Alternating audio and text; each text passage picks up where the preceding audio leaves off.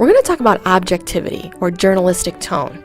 How do journalists, human beings with opinions, write news in a way that's opinion-free? And I'll be honest, striking the right tone in news is tough to teach.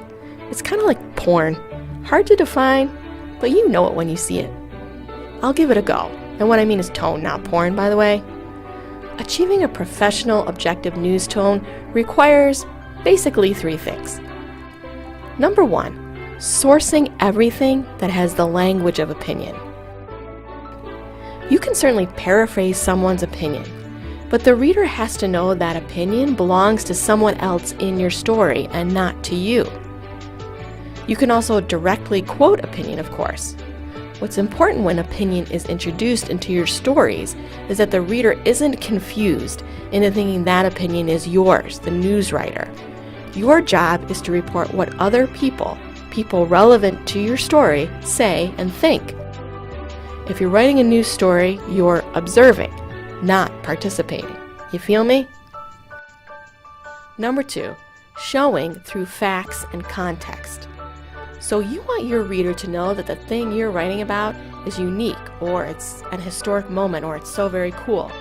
Then what I would say is show, don't tell. What that means is you use facts, then use some facts. You should throw in some more facts and keep it going with some facts. Because you're looking to show the reader why something is unique, or cool, or historic, or whatever. Journalists writing a story are kind of like the prosecutors in court. The burden of proof is on them.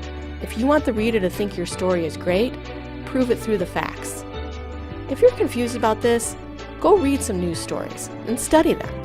If you read a news story and you feel something, maybe it's angry or it's sad, happy, just informed, try and figure out how the writer did that. What facts and quotes and words and especially tone did the writer use to make you, the reader, react? Number 3, deleting your adjectives, mostly. This kind of builds on number 2, but it's important enough to talk about on its own. When you as the news writer say something or someone is cool or unique or tragic or amazing, whatever it is, you're poking big holes in that important objective tone. You're also making it less fun for yourself and the reader. You're telling rather than bringing the reader along with you and letting her see how something is cool or unique or tragic or amazing. The reader doesn't know you.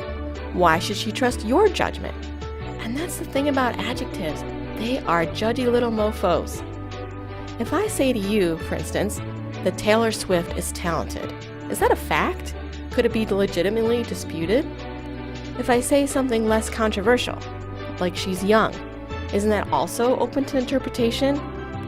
But if I say that she's had X number of hit singles in X number of years, and that that's more than any other pop star on the radio, then I've shown through facts what makes this person unique instead of just telling you that she is.